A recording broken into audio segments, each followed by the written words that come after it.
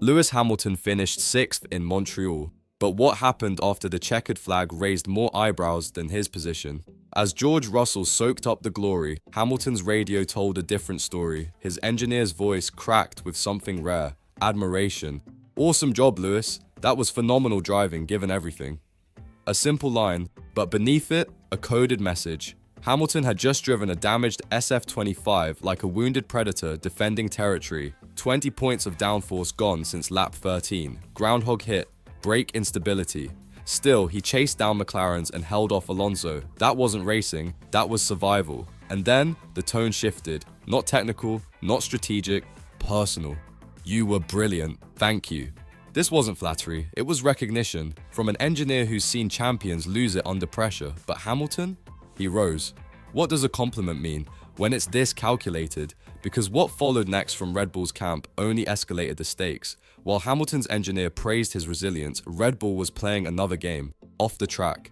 Just minutes after the race, they filed a protest against George Russell, accusing him of misconduct behind the safety car. But let's pause here. This wasn't the first time Red Bull tried this. In Miami, they pulled the same move, same target, same method. Protest, pressure, distraction. The stewards rejected both. So why repeat it? Because it's not about winning the protest, it's about rattling Mercedes. In the radio chatter during the final laps, Verstappen's frustration wasn't just with Russell's pace. It was with how he managed the safety car phase.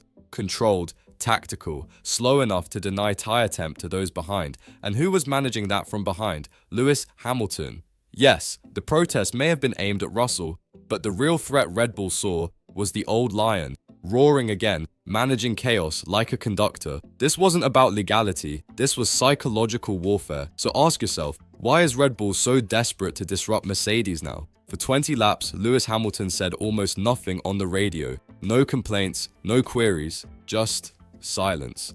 In Formula One, that's deafening, especially for a driver who usually micromanages his race with relentless communication. But this time, there was a shift, a calm, calculated withdrawal. Why? Because from lap 13 onward, Hamilton knew something was wrong. After hitting a groundhog, telemetry showed he lost 20 points of downforce, a gaping hole in performance. And yet, instead of panicking, he adapted. Lifted earlier, braked with more modulation, adjusted aero balance mid-corner, drove like a man who had nothing to prove to anyone, except the team watching from Maranello. That silence, it wasn't defeat, it was a message. Even with a crippled car, I outperform your strategy. And then, after the flag, came the engineer's praise, not just for driving, but for attitude, for proving to the paddock and maybe to Ferrari's boardroom that the real number one doesn't wear red yet.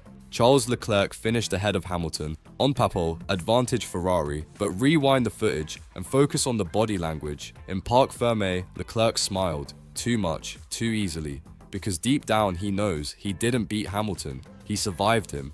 Why? Because Lewis drove a damaged car, on compromised brakes. In clean air, Leclerc couldn't even pull away. And when asked about his strategy post-race, Leclerc didn't defend it, he justified it. Meanwhile, Hamilton refused to speak publicly about setup. Radio chatter hinted at disagreements, a brake balance he couldn't trust. And yet, no public blame, just cold, calculated frustration. This wasn't just another weekend, this was the first internal fracture. Leclerc wants to protect his turf, Hamilton wants control, and Vassar, walking a tightrope between legacy and loyalty. If you think Ferrari's biggest battle is with Red Bull, you haven't been paying attention. The real war is already underway, and it's inside their own garage. Kimi Antonelli stood on the podium in Montreal, his first in Formula One. Emotional? Yes, but more than that, symbolic. Because Antonelli didn't just beat McLaren's and Ferraris, he shadowed Hamilton the entire weekend. Same team, same data, different outcome. While Lewis struggled with damage, Antonelli capitalized. And here's the twist, his engineer publicly praised Lewis more than Kimi. Why? Because Hamilton drove like a veteran in a losing fight. Antonelli benefited from a clean race, but Lewis, he adapted, modified corner entries, managed brake field blind. The engineer saw both and knew what mattered. But here's where it gets spicy. Insiders say Antonelli's rise wasn't just a happy surprise, it was a statement from Toto Wolff. See what we're building, with or without Lewis. The praise Hamilton got? Bittersweet, because it came on the day a younger version of himself got the spotlight, and Hamilton felt it. You could see it in his eyes post-race. Is Mercedes quietly preparing for life after him, or using Antonelli as leverage. Max Verstappen finished second. Red Bull looked composed, but behind closed doors, panic. Because they didn't just protest Russell, they did it twice in 2 months. Miami, Montreal, same accusation, manipulation behind the safety car. But why not protest Hamilton? Simple. Red Bull sees Russell as the new general, the one with pole pace, tire whispering, and no fear of elbows out defense. Max knows it. That's why he called Russell aggressive on the radio, with a tone that wasn't tactical. It was personal. Hamilton? Red Bull respects him, but Russell, they fear him. And Mercedes knows it. That's why Russell was allowed to fight free. No team orders, no lifting. He was unleashed, and the result was clinical. Fastest lap, race win, psychological strike. Meanwhile, Verstappen ran out of tools, called out traffic, criticized car balance, blamed strategy. It was the performance of a champion under siege. If this season tips, it won't be Hamilton who breaks Red Bull. It'll be George Russell, the driver they keep trying to stop off the track because they can't catch him on it. Lap 43. Hamilton was managing degradation, holding off Alonso, adjusting brake balance manually. Then came the Ferrari message. Lewis, maintain current pace, we're gathering data. Sounds harmless, right? But the tone was off, measured, controlled, almost too scripted.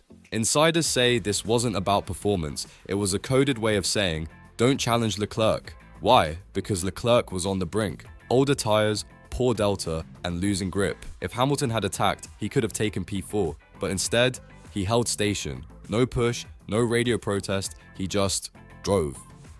And that silence, it wasn't compliance, it was defiance without words. He didn't argue, he didn't ask. He logged data and stored names. In that moment, Hamilton understood. Ferrari isn't ready for two alphas. Not emotionally, not politically. They gave Leclerc protection, but it cost them a position. And maybe a piece of Hamilton's trust. We're gathering data might be the most expensive phrase they've ever said. When the dust settled in Montreal, the championship points barely shifted. But the power dynamics exploded. Ferrari left Canada with Leclerc smiling and Hamilton silent. But behind that silence, calculation. Lewis doesn't need their protection, he needs their car. And in Montreal he realized he might have to take it by force. He's done playing nice, done waiting for equal treatment. Every lap, every overtake now carries weight, not just in points, but in politics. Because the real fight isn't with Red Bull or Mercedes, it's with the Ferrari hierarchy that still thinks legacy trumps logic, but legacies don't win championships, predators do, and now Hamilton is hunting. Not for headlines, but for control. His engineer knew it, his silence proved it. And Ferrari, they just lit the fuse on the very fire they'll soon be begging him to extinguish. If you felt the tension, the shift, the coded truths in Montreal, you're not alone. Hit, like, share, and join the movement, because this isn't just a race, it's a rebellion in red, and it's only just begun.